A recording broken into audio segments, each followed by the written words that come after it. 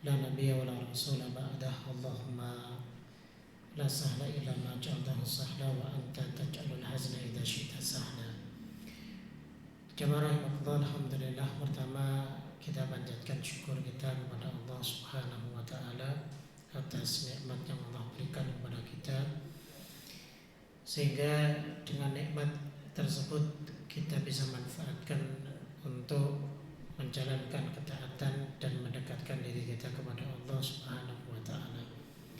Salawat dan salam tak lupa kita junjungkan kepada Nabi kita Muhammad sallallahu alaihi wasallam serta sahabat beliau dan orang-orang yang istiqamah menjalankan sunnah-sunnah beliau.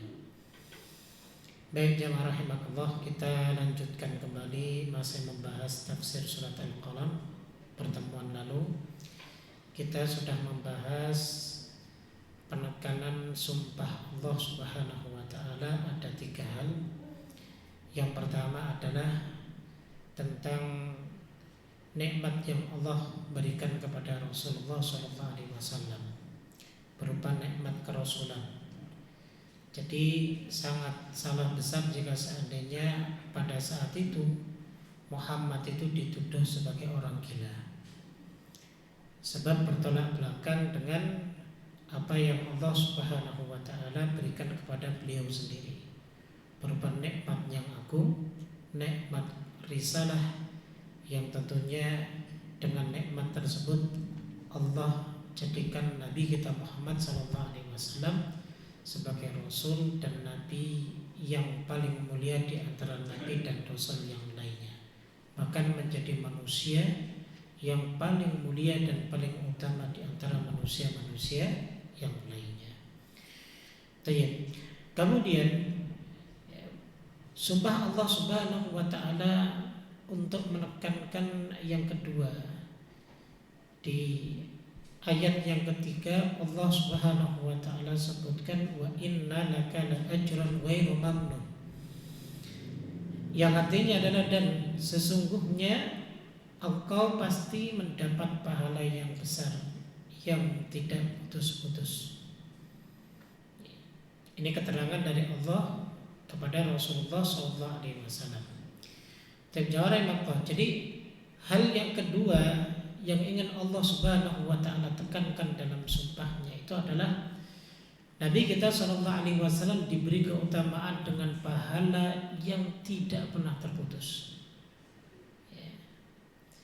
Meskipun beliau SAW sudah wafat, tapi tetap pahala beliau tidak akan terputus. Berbeda dengan kita, amalan kita akan terputus, namun dibatasi hanya 3 hal yang tidak akan terputus pahalanya. Di antaranya adalah sedekah jariah, ilmu yang bermanfaat, dan anak soleh yang mendoakan kita. Sebagaimana dalam hadits riwayat Imam Muslim, Rasulullah SAW bersabda, "Idza matal insanu inqata'a 'amaluhu illa min 3." Apabila salah seorang manusia itu meninggal dunia, maka terputus segala amalnya kecuali 3 hal. Pertama, sedekah jariah. Yang kedua, ilmu yang yuntafa'u bih, ilmu yang bermanfaat. Dan yang ketiga adalah waladin saleh yad'ulah, anak saleh yang mendoakannya. Namun Rasul SAW berbeda jemaah. Kalau setiap kali beliau beramal, apapun amalan yang beliau kerjakan, maka amal tersebut pahalanya tidak akan terputus. Ini keutamaan beliau SAW didukung dengan hadits yang beliau SAW pernah bersabda, "Man dalla ala khair falahu mithlu ajri fa'ilih." Barang siapa yang menunjukkan kepada kebenaran, ya maka dia akan mendapatkan pahala seperti pahala orang yang mengerjakannya. Bayangkan, semua syariat yang dibawa oleh beliau SAW itu diikuti oleh umat beliau. Dari tata cara sholat diajarkan oleh beliau SAW, dari tata cara zakat, dari tata cara puasa, haji, jihad, bermuamalah, dan ibadah-ibadah yang lainnya. Kan sang pelopor kita adalah Muhammad SAW. Jadi pelopor amalan itu adalah Rasul, al-muallim al-awwal. Beliau adalah seorang pengajar yang pertama yang memberikan contoh semua kebaikan dan amal soleh yang datang dari Allah Subhanahu wa ta'ala. Sehingga semua yang diperbuat oleh Rasulullah kemudian kita ikuti semua, maka beliau pun mendapatkan bagian pahalanya. Makanya ketika Umar bin Khattab pernah berkata tentang sahabat Abu Bakar As-Siddiq radhiyallahu taala anhu, "Law wuzina imamu Abu Bakrin bi imani ahli al-ardi la rajaha bihim." Andaikan keimanannya Abu Bakar dan keimanannya penduduk bumi ini ditimbang, maka keimanan Abu Bakar itu lebih berat daripada keimanan semua penduduk bumi. Nah, apalagi Rasulullah Shallallahu Alaihi Wasallam, begitu. Ya. Baik, jamaah rahimahullah. Jadi hikmah yang bisa kita ambil di ayat ini adalah bahwa jangan bosan untuk menjadi orang yang membuka pintu kebaikan. Jangan bosan untuk menjadi orang yang menjadi pelopor dalam kebaikan dan dakwah Islam. Mungkin ada di antara antum sekalian yang sekarang diberi amanah untuk menjadi dewan kemakmuran masjid. Maka apapun yang antum sekalian upayakan, apa yang kita semua upayakan, baik itu memakmurkan masjid dari sisi kegiatannya ataupun memakmurkan masjid dari sisi fisiknya, maka semua itu akan menjadi jariah buat antum sekalian. Makanya jangan bosan untuk selalu istiqomah, jangan malas untuk selalu berbuat baik, dan jangan berputus asa ketika ada ujian, cobaan yang menimpa antum sekalian. Dan antumlah yang bertanggung jawab atas keberlangsungan semua yang ada di dalam masjid, karena memang pahalanya sangat besar sekali di sisi Allah Subhanahu wa ta'ala. Jadi seperti itu. Kemudian perkara yang ketiga jamaah yang ditekankan oleh Allah dalam sumpahnya adalah disebutkan di dalam ayat yang keempatnya, wa innaka la'ala khuluqin 'adzim. Dan sesungguhnya engkau Muhammad benar-benar berbudi pekerti yang luhur, memiliki akhlak yang luar biasa. Jadi di sini Allah memuji Rasul kita sallallahu alaihi wasallam bahwa dirinya dalam puncak akhlak yang mulia. Jadi tidak ada manusia yang paling mulia akhlaknya kecuali Rasulullah sallallahu alaihi wasallam. Ini kan merupakan kabar yang sangat menggembirakan bagi beliau alaihi salatu wasallam. Karena beliau tidak pernah mencari pujian. Apa yang ingin beliau cari dalam dakwah beliau untuk menyebarkan Islam kepada masyarakatnya pada saat itu? Sudah cukup bagi beliau sallallahu alaihi wasallam digelari sebagai as-sadiq al-amin, orang yang jujur dan orang yang amanah.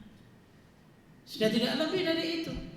Andaikan beliau mau kedudukan dalam dakwah beliau ketika dihalangi orang-orang musyrik Mekah, beliau sudah ditawari kok untuk menjadi raja mereka.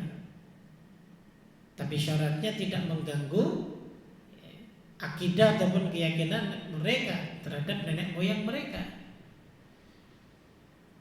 Dalam perkara kekayaan sudah ditawari sebagian harta dari sebagian penduduk Mekah untuk diberikan kepada Nabi sallallahu alaihi wasallam.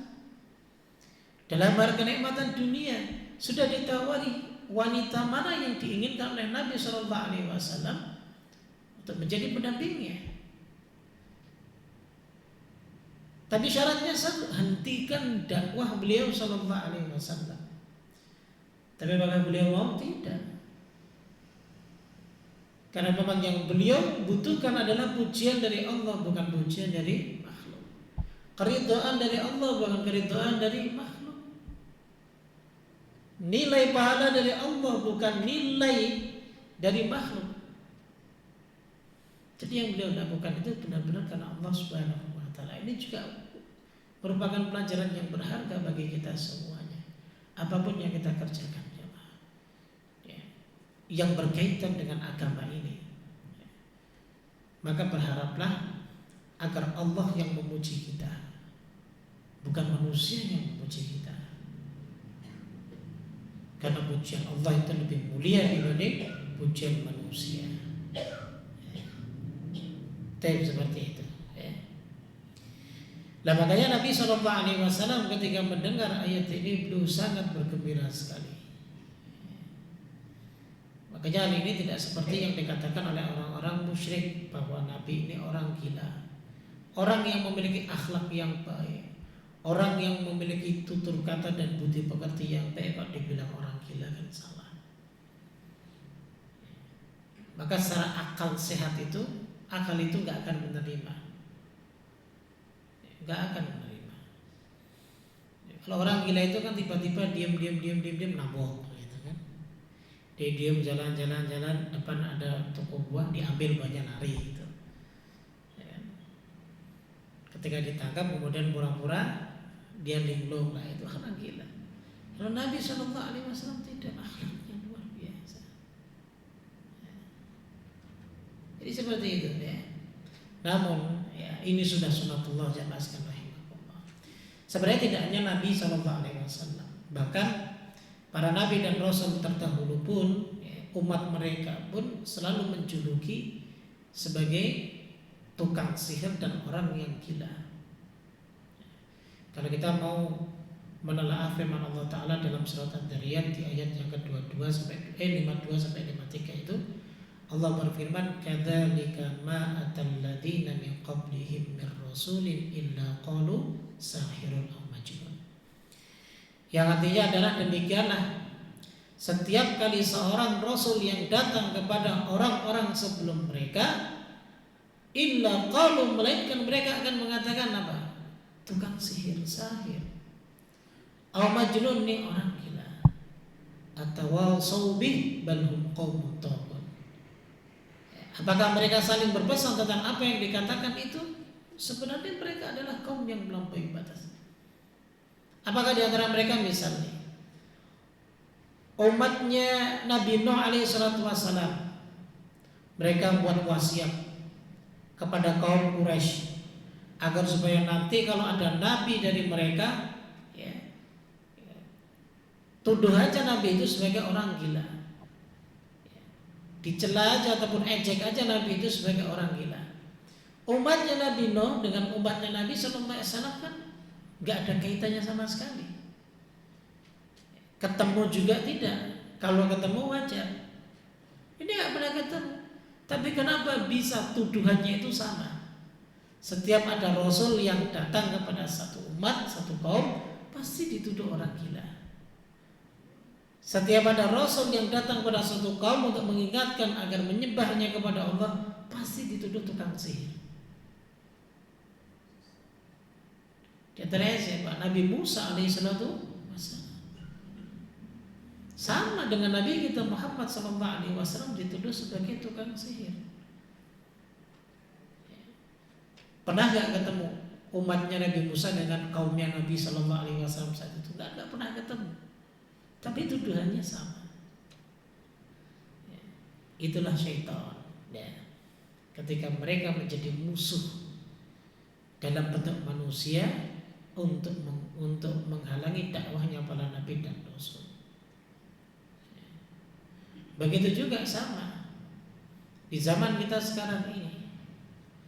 Ketika ada orang yang ngaji, ada ceramah kajian tapi joget-joget sambil begini, dibilang ngaji yang bagus benar. Tapi kalau ngajinya diajarkan nih ayat Al-Quran memerintahkan kita demikian, hadis Nabi menyuruh kita demikian, coba apa kata mereka? Atau mungkin ada di antara antum yang masih ngomong nggak enak ngajinya.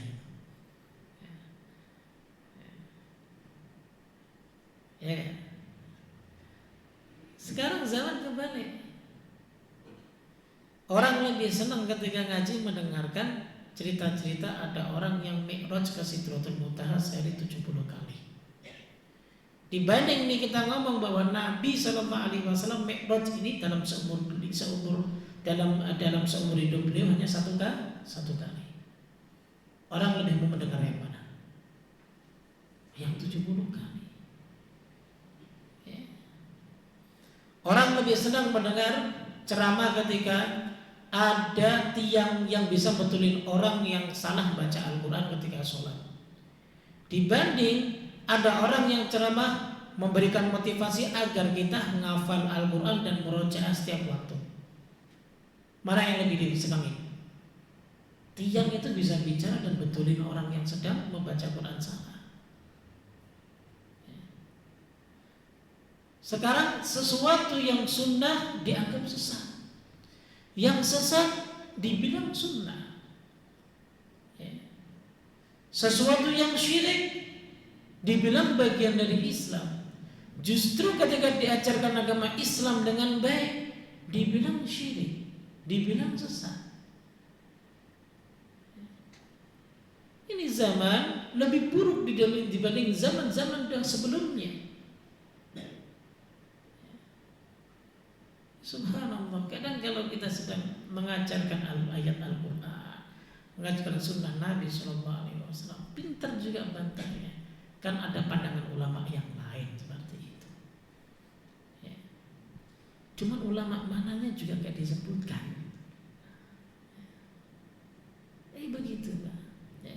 Jadi belajarlah dengan kita semua nih, belajar dengan baik, belajar dengan benar. Ya. Belajar dengan sumber yang memang itu harus kita pelajari, bukan belajar dari sumber yang itu yang seharusnya kita tinggalkan. Kalau hanya cerita begitu di Indonesia, ceritanya lebih banyak, ya enggak? Ada Sangkuriang, apalagi Pak, Siti Nurbaya Indonesia bukan? Terus ya Pak, Maling Kundang, ya enggak? Yang lebih hebat lagi Sunan Kalijogo, lebih sakti-sakti orang-orang Indonesia, ya enggak?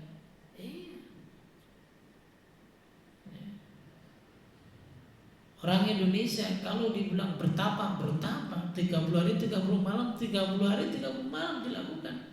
Sakti mana tuh? Sakti orang Indonesia. Jadi begitu, artinya terlepas dari kontroversi apa ide dan yang lain sebagainya, enggak gitu. Tapi kita hanya ingin mencoba untuk ayo kita buka wawasan kita, buka pikiran kita, buka hati kita, bahwa yang harus kita terima itu adalah Al-Quran dan Sunnah Nabi kita Sallallahu Alaihi Wasallam, bukan yang lainnya. Seperti itu. Nah ini jamaah sekalian rahmatullah, kaitannya dengan apa? Pujian Allah kepada Rasulullah Sallallahu Alaihi Wasallam. Di antaranya adalah tentang akhlak beliau yang begitu luar biasa. Makanya kedudukan akhlak di dalam Islam itu merupakan hal yang sangat tinggi sekali, yang wajib bagi kita untuk kita perhatikan. Makanya ada satu nasihat dari Nabi Sallallahu Alaihi Wasallam, diriwayatkan oleh Imam At-Tirmidzi, beliau pernah bersabda, Inna min ahabbikum ilayya wa aqrabikum minni majlisan yaumal qiyamah ahasinukum akhlaqa. Yang artinya adalah sesungguhnya orang yang paling aku cintai di antara kalian dan yang paling dekat kedudukannya denganku adalah mereka yang memiliki akhlak yang terbaik. Wa inna abghadakum ilayya wa ab'adakum minni majlisan yaumal qiyamah ats-tsartsarun. Jadi di antara kalian yang paling aku benci dan paling jauh dariku pada hari kiamat adalah tsartsarun, mutasyaddiqun, ya. Kemudian mutafaiqihun. Kemudian para sahabat bertanya, apa yang dimaksud dengan tsartsarun dan mutasyaddiqun?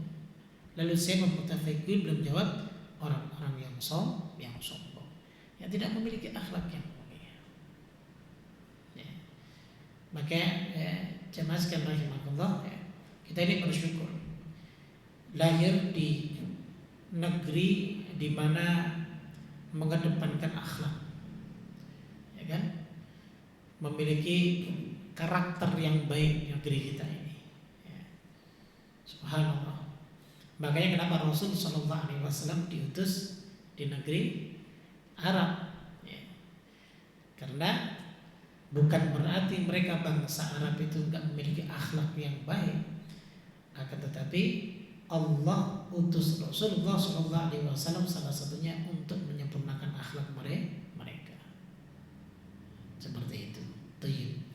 Kemudian jawab sekarang, jadi itulah 3 hal yang menjadi penekanan dalam sumpah Allah Subhanahu wa taala. Tujuannya untuk tasliyatan li Rasulullah sallallahu alaihi wasallam, untuk menghibur, memberikan support bagi Rasul sallallahu alaihi wasallam. Manusiawi Pak, ketika beliau semangat-semangatnya memegang satu kebenaran, tapi ternyata umat beliau justru malah mencemooh, mencela dan mengejek. Sakit hati Pak, kalau kita aja dihina orang gila. Dulu itu saya waktu kecil Pak, waktu SD itu, ketika ada temen menghina, kalau orang Jawa kan wong edan, orang gila maksudnya. Wah, kita sakit hati. Nama bapak saya itu namanya Zaini Pak. Ada orang gila namanya Zaini juga. Saya itu selalu dipanggil sama teman-teman saya itu, Zaini wong edan, Zaini wong edan gitu. Zaini orang gila. Wah, saya lagi pegang cilok, saya tonjok itu anak Pak. Saya tonjok, saya pukul itu anak. Karena sakit hati, kita dihina gila, bapak kita disamai orang gila. Itu manusia, tapi Rasulullah tahan. Ya. Kemudian diberi hiburan oleh Allah Subhanahu wa taala dengan apa? Dengan pujian-pujian dari Allah kepada beliau alaihi salatu wassalam. Ya. Jadi begitu. Kemudian ayat berikutnya ke-5 dan ke-6, fasatubsiru wa yubsirun bi ayyikumul maftun. Maka kelak kamu akan melihat, dan mereka orang-orang kafir pun akan melihat, siapa di antara kamu itu yang sebenarnya gila. Ya. Apakah yang terfitnah yaitu Rasulullah atau yang memfitnah? Ya. Maka kata Imam Al-Qurtubi rahimahullahu taala, ketika beliau menafsirkan bi ayyikumul maftun, maknanya adalah siapa di antara mereka nabi atau orang-orang musyrik lah yang gila. Itu tuh jawabannya kita pun tahu. Yang gila itu adalah mereka orang-orang musyrik. Kenapa? Ya, sifat gila ini lebih pantas dan lebih cocok disematkan kepada mereka. Mereka telah diberi nikmat oleh Allah Pak. Nikmat yang sangat besar. Nabi yang diutus, Rasul yang diutus oleh Allah itu muncul dari golongan mereka. Ya. Coba ya, ini semua kan sudah qadarullah, takdir Allah. Andaikan dulu orang-orang musyrik, orang-orang Quraisy, ya, mensupport dakwahnya Rasulullah SAW, bukti Islam itu sampai sekarang keotentikannya sudah nggak bisa terbantahkan. Siapa yang bisa membantah bahwa Islam itu agama gak benar? Ya. Mau dari akal kah, mau dari kauniyah kah, atau mau dari ayat-ayat kah, semuanya sebutkan coba untuk membantah Islam itu gak benar. Bahkan mereka orang-orang non-muslim yang memiliki agama yang mereka menyebut bahwa mereka pengikut Nabi dan Rasul sebelum Nabi kita Muhammad SAW pun, mereka ketika mengulik Islam maka mereka menjadi Muslim. Begitu luar biasa nih Islam. Bagaimana gak luar biasa, Allah sendiri yang membuat satu pernyataan. Islam itu adalah kesempurnaan nikmat yang Allah Subhanahu wa taala berikan kepada Rasulullah dan umat terakhir ini. Wa raditu lakumul Islama dina. Jadi nikmat yang sangat besar. Nah, kira-kira siapa yang gila? Kira-kira siapa yang bodoh? Kalau orang nih sudah dipromosiin, misal dalam satu perusahaan untuk jadi satu manajer di satu misalnya bagian seperti itu. Lalu kemudian dia benar-benar jadi manajer. Dia benar-benar jadi manajer. Kemudian dia menolaknya, padahal gajinya besar dan yang lain sebagainya. Kan orang akan menilai dia, kamu gila ya. Kok bisa nolak? Kamu bisa jadi manajer, bisa menjadi kepala bagian, kamu dapat gaji lebih, ya enggak? Kamu dapat tunjangan lebih, kok kamu malah tolak? Hal yang sepele aja orang masih akan menilai kamu gila ya. Lah ini ada seorang Rasul yang Allah Subhanahu wa taala utus, yang sudah terputus hingga Nabi Isa alaihissalatu wassalam, Rasul yang datang dari Bani Israel. Selesai ini, ya kan? Lalu kemudian muncul Rasul lagi, ternyata bukan dari Bani Israel. Justru datang dari apa? Mereka kalangan orang-orang Quraisy yang nisbatnya nanti ujungnya kepada Nabi Ismail alaihissalatu wassalam. Ya harusnya dia bersyukur, Pak. Wah, ya. Ada Rasul nih dari kami nih. Kan harusnya sombong dikit begitu kan? Ini enggak, justru malah ditolak. Dikatakan gila. Ya orang yang seharusnya dia mendapatkan nikmat malah ditolak, dan nikmat itu dibilang gila. Ya siapa ya sebenarnya yang gila? Ya orang itu yang gila. Ya. Ini kesalahan mereka orang-orang Quraisy, orang-orang musyrik Quraisy maka dengan nikmat yang Allah berikan kepada mereka. Nah kemudian bukti ya mereka gila itu yang kedua adalah mereka itu selalu nantang-nantang azab. Nantang-nantang azab, nantang-nantang kalau memang benar datang dari Allah. Ya, coba kalau memang kami salah, ya udah Allah turunkan azab aja kepada kami.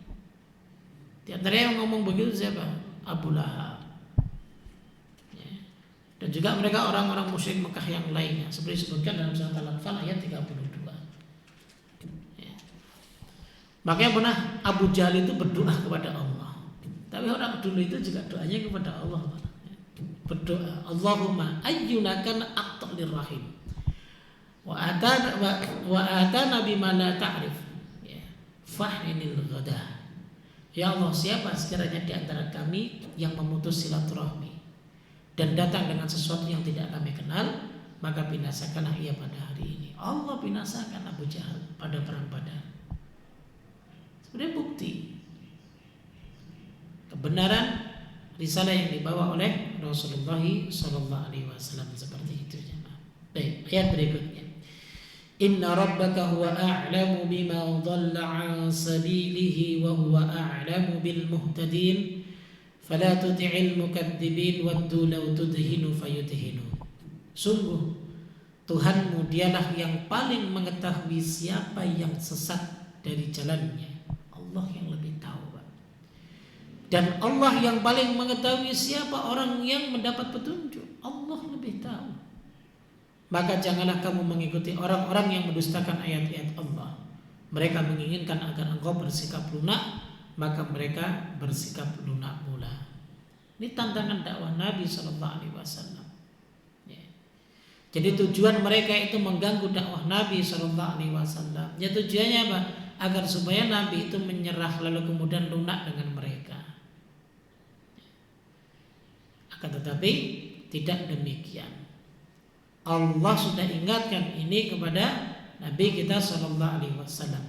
Waddu law tudhinu fayudhinun. Mereka menginginkan agar kamu sikap lunak. Tudhinu fayudhinun, yaitu al-mudahana. Sikap al-mudahana. Mudahana itu maknanya adalah mencari kemaslahatan duniawi tapi mengorbankan agama. Ini disebut mudahana. Contoh begini, ada seorang dai yang dia ingin berdakwah di masyarakat. Masyarakatnya itu gemar minum khamr. Lalu kemudian dia itu enggak apa-apalah, saya sekali-kali masuk dan minum khamr sama mereka. Ntar besok mereka saya ajak untuk masuk masjid begitu. Apakah ini dibenarkan? Khamr kan dosa, Pak. Haram. Ya enggak boleh, ya. Sikap mudahana itu diharamkan di dalam Islam. Ya. Atau contoh, ya, wilayah tersebut wilayah perjudian. Kemudian ada seorang ustadz yang dia ingin dakwah agar supaya masyarakatnya itu berhenti dari judi. Dia masuk ke dalam dengan dalih bahwa ini model dakwahku. Dia ikut judi di situ. Ya judi ya. Kebetulan menang, Pak Ustadznya menang. Ya enggak. Dia udah gak jadi dakwah lagi, Pak. Udah ngerasakan menang dari judi. Lalu kemudian dia beralasan bahwa besok saya akan ajak mereka untuk ngaji. Sekarang nggak apa-apa saya berjudi dahulu. Ini tidak dibolehkan juga. Jadi yang hak kita sampaikan yang hak, yang batin kita sampaikan yang batin, tapi dengan akhlak yang mulia dan baik. Bukan justru malah kita mengikuti kerusakan mereka, tidak. Ini dakwah yang nggak benar. Ya. Dakwah itu kita sampaikan kebenaran, tapi dengan sikap yang benar, dengan akhlak yang baik. Andaikan misal dengan lisan kok mereka menolak, mungkin dengan akhlak yang baik kita sering sapa. Ya. Sekali-kali kita traktir makan di warteg, tuh lama-lama juga dia malu, Mbak. Ya. Sekali, 2 kali, 3 kali, 4 kali, besok dia datang ke masjid sholat. Ajak aja makan di warteg. Jangan justru kita ajak dia ikut minum bareng, tapi besok ente ke masjid ya, ane sekarang minum deh sama ente. Ajak yang baik, ajak yang benar. Nah, mudahana itu tidak diperbolehkan di dalam Islam. Nah. Kemudian ayat berikutnya jemaah, wala tuti' kulla hallafin mahin, dan janganlah engkau mematuhi setiap orang yang suka bersumpah dan suka menghina. Nah, di sini kata Imam Al-Baghawi, dan kemudian dalam tafsir Al-Ma'thur juga disebutkan yang dimaksud di sini Allah itu menyinggung Al-Walid bin Mughirah. Jadi ayat ini dan ayat-ayat yang semisal lah, hampir sama ya. Jangan kau mengikuti mematuhi orang yang suka bersumpah. Ini Walid bin Mughirah itu suka bersumpah, Abu Jahal wallahi. Ya. Biasanya orang yang suka bersumpah itu dia itu suka berdusta. Pasti suka berdusta. Kenapa? Karena dia tahu bahwa apa yang dia ucapkan dengan sumpahnya itu bisa mendapatkan bagian duniawi. Sedangkan kafarat sumpah itu lebih ringan. Ya kan? Iya. Paling kafarat sumpah puasa 3 hari. Kalau dia bisa bersumpah dengan nama Allah tapi sumpahnya palsu, mobilnya bisa laku yang tadinya 180 bisa 210, lumayan 30 juta Pak.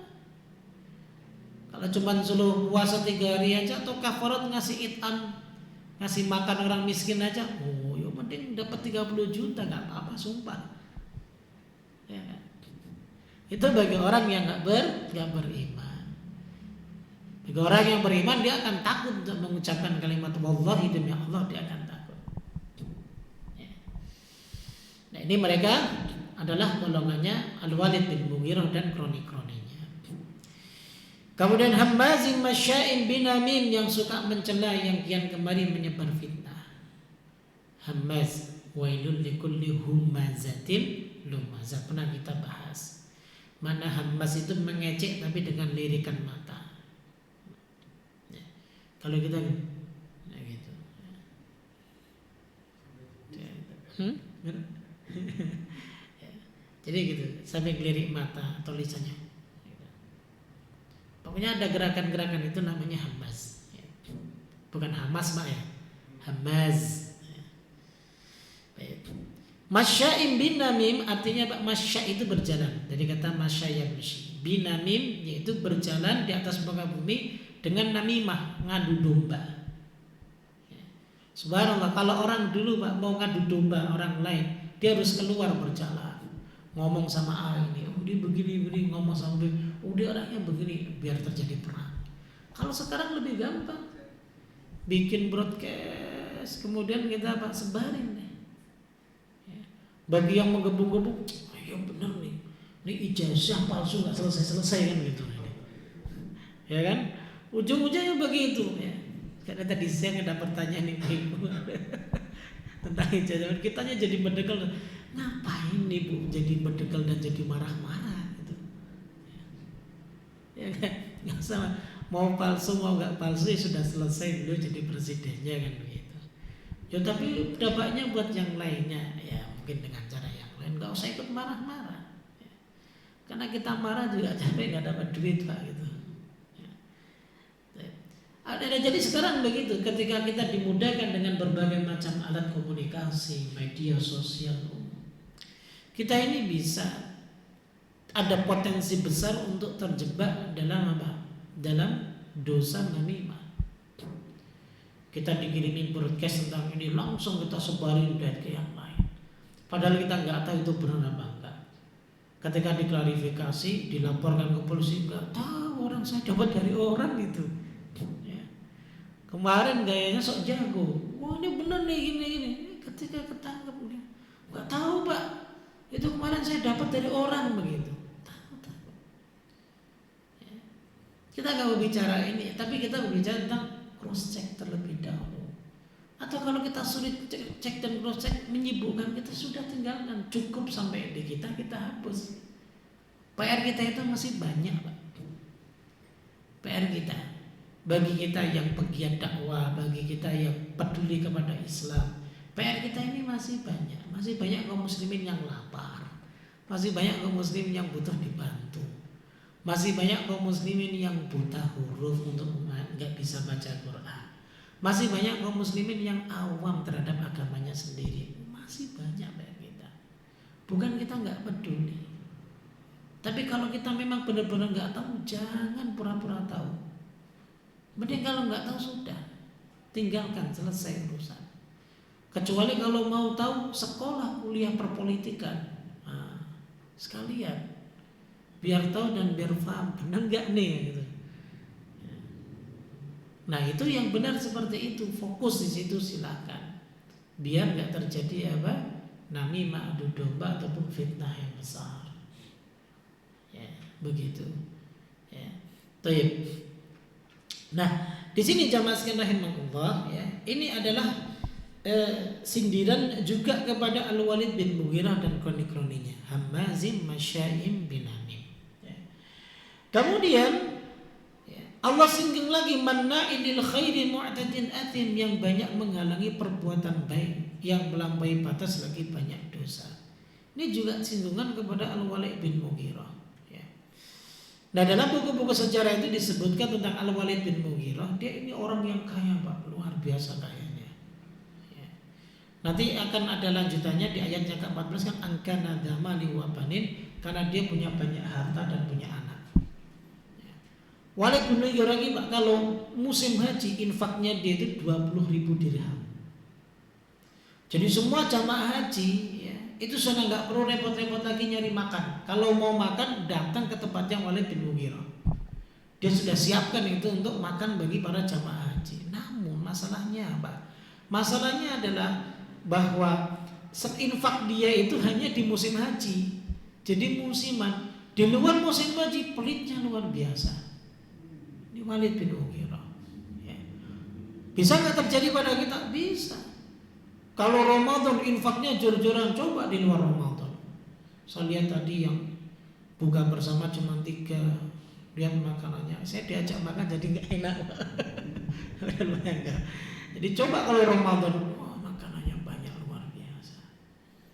Ya, jadi kita itu muslim masih angin-anginan. Kalau mau bantu ntar nunggu Ramadan. Mau zakat ntar nunggu Ramadan, padahal udah kelewat tuh zakatnya. Kenapa harus begitu? Ya kan? Kapanpun kalau kita mampu untuk bersedekah, mampu untuk membantu orang lain, bantu dengan segera. Jangan kita tunda. Apa sabda Nabi SAW? Iyyakum wat taswif. Hati-hati kalian terhadap penyakit taswif. Taswif itu menunda-nunda.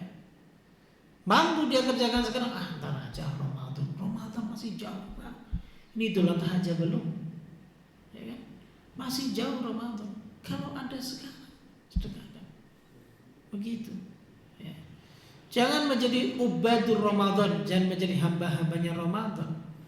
Kalau bisa di bulan Ramadan, di luar bulan Ramadan itu ibadah kita sama dengan bulan Ramadan. Itu tanda berpengaruhnya ibadah kita ketika di bulan Ramadan. Jadi kita bisa mengamalkannya di luar bulan Ramadan. Begitu. Itu limbah dzalika zanim, yang kaku kasar. Orangnya kasar, kaku, jahat luar biasa. Itu Walid bin Mughirah. Angkana dzamali wa banin, karena dia punya banyak harta dan anak. Cuman pertanyaannya begini, emang orang-orang yang sombong, orang diktator, zalim itu biasanya identik dengan orang yang banyak duit. Benar nggak Pak? Ya. Benar nggak Pak? Mungkin bagi yang banyak duit yang nggak diktator pasti dia enggak usah tuh saya baik gitu. Ya. Tapi hanya begitu. Jadi, karena Nabi SAW itu pernah bersabda begini Pak, wal fakhru wal khuyala'u fi ahlil khayli wal ibil. Biasanya kesombongan itu muncul bagi mereka ahlul khail dan ibil, orang yang punya kuda dan punya unta. Ya. Jadi orang-orang kalau sudah punya kuda dan unta itu orang kaya, banyak duit. Ya. Tapi wasakinatu fi ahlil ghanam. Kalau orang-orang yang tawadhu, tenang itu mereka yang cuma punya kambing, domba. Ya. Jadi itulah Nabi aja mensifati seperti itu. Orang kalau sudah kaya sedikit sombongnya minta ampun. Sombongnya luar biasa. Ya. Jadi bagi orang-orang yang tenang biasanya mereka golongan orang-orang yang miskin. Ya, dalam tanda kutip kalau dalam kacamata pandangan dunia kita, ya wajar ya orang sombong kayak yang nggak wajar itu adalah udah miskin sombong. Itu udah miskin, kerjaannya nggak bagus, pendapatannya sedikit, suruh sholat nggak mau, itu deh. Ya. Miskin di dunia, nanti kelak dia juga bisa miskin di akhirat. Mungkin sampai situ kita akan teruskan pada pertemuan berikutnya. Baik. Ada yang ditanyakan Pak? Silakan. Iya Pak. Assalamualaikum.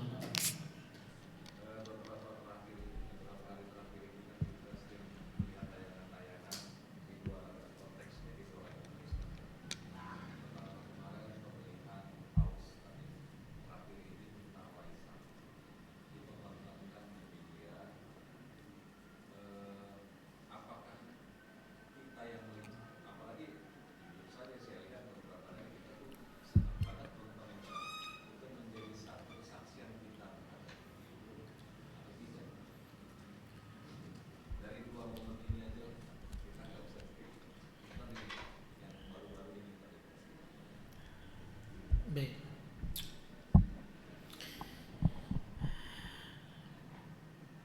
Harusnya kita ini sebagai seorang mukmin itu bangga dengan agama kita, dengan status identitas kita sebagai seorang muslim. Kita punya hari raya sendiri, Idul Fitri, Idul Adha. Belum tentu kok Idul Adha kita juga kita bahagia menggebu-gebu. Buktinya masih banyak di antara kita yang belum bisa berkorban kan. Seperti itu. Ada yang maksud saya begini, biasa-biasa aja Pak. Kalau hari-hari raya non muslim itu kita nggak perlu terlalu senang, gembira dan yang lain sebagainya. Mungkin kalau sifatnya hanya memanfaatkan libur kemudian dia pulang kampung menjenguk keluarga sih silakan. Ya. Tapi kadang ada yang sebagian di antara kita yang berlebihan terhadap itu semua. Ya, saya harapkan ya tinggalkanlah hal yang demikian karena sekali lagi bahwa enggak pantas bagi kita seorang mukmin itu untuk begitu. Artinya begini loh, sikapi dengan biasa aja gitu. Saya tuh senang, saya tuh ada di jajaran pembina satu yayasan di sekolah di mana dekat Serengseng situ. Ya, sekolah tafid di situ juga anak saya belajar di situ. Jadi saya senangnya begini, ya mungkin kalau orang menilai enggak taat pemerintah bukan masalah itunya, tapi mereka itu mengajarkan bahwa kalau untuk tanggal merah hari-hari raya non muslim itu mereka anggap biasa aja. Tetap sekolah, anak saya itu nggak libur Pak. Kadang kalau di jalan asik nih, kenapa? Kalau misalnya tanggal merah gitu dia senang. Besok tanggal merah ya, iya. Senang, iya senang. Senangnya kenapa? Senangnya jalannya nggak macet gitu loh. Jadi bisa sepi sampai sana gitu ya. Bukan senang-senang yang lain tapi senang jalannya nggak macet. Jadi anak saya itu udah nggak peduli tanggal merah, hari raya Waisak lah, hari raya apalah, nggak peduli sama sekali. Yang dia pikirkan bisa setoran hafalan Quran hari ini gimana caranya begitu. Ya. Jadi ya, paling tidak sedikit ajarkan pada diri kita sendiri juga dan kepada keluarga kita. Untuk momen-momen yang seperti ini kita anggap biasa. Apalagi yang masih belum bisa ditinggalkan itu kan malam tahun baru begitu kan. Itu kayaknya identitas kita sebagai seorang muslim itu tercoreng dengan ya euforia kita terhadap malam tahun baru begitu loh Pak. Ya. malulah sebenarnya kita kepada Allah Subhanahu wa taala. Nabi sendiri sallallahu alaihi wasallam sampai tegas mengatakan qad abdalakum, Allah telah mengganti untuk kalian 2 hari raya, yaitu Nairush dan apa itu dengan 2 hari raya dengan hari raya yang terbaik, yaitu hari raya Idul Fitri dan Idul Adha. Itu yang seharusnya kita euforia, Pak. Kalau bisa kita ini Idul Adha itu kan setahun sekali, Pak, bukan sebulan sekali. Artinya pasti kita ini mampu lah kalau kita mau paksakan untuk berkurban. Ya. Ada di daerah Jawa itu, ya, di Jawa itu orangnya bukan orang-orang kaya, Pak, tapi dikoordinir oleh masyarakat ya setempat. Itu hampir setiap orang itu berkurban setiap hari raya Idul Fitri, Idul Adha, subhanallah. Ya. Gak usah banyak-banyak ya, yang ada di dalam sini aja. Korban 1 orang 1 ekor sapi, Masya Allah. Ya. Ini bisa dibagi ke sono-sono, Pak. Ya, sudah gak mikir lagi, aduh RT 8 belum dapat nih, RT 7 belum nih, dikurangi sedikit dong, yang kemarin sekilo jadi setengah kilo. Udah gak begitu lagi. Ya. Cobalah kita ya sedikit mempersiapkan diri untuk bersuka cita ketika datang hari raya kita. Begitu. Jangan terkadang kita bersuka cita, ngumpulin duit buat apa? Buat liburan akhir tahun, katanya begitu. Kenapa gak ngumpulin buat apa? Buat hari raya Idul Adha mau nyembelih. Nah itu kan harusnya begitu. Ya enggak? Benar nggak, Pak? Kebalik nggak, Pak? Ya mungkin begitu. Tapi insya Allah yang ada di sini enggak lah, insya Allah. Saya yakin sekali. Baik, mungkin itu, Pak, ya. Wallahu taala alam bisawab. Subhanallahi wa bihamdik, asyhadu an la ilaha illa anta, astaghfiruka wa atubu ilaik. Assalamualaikum warahmatullahi wabarakatuh.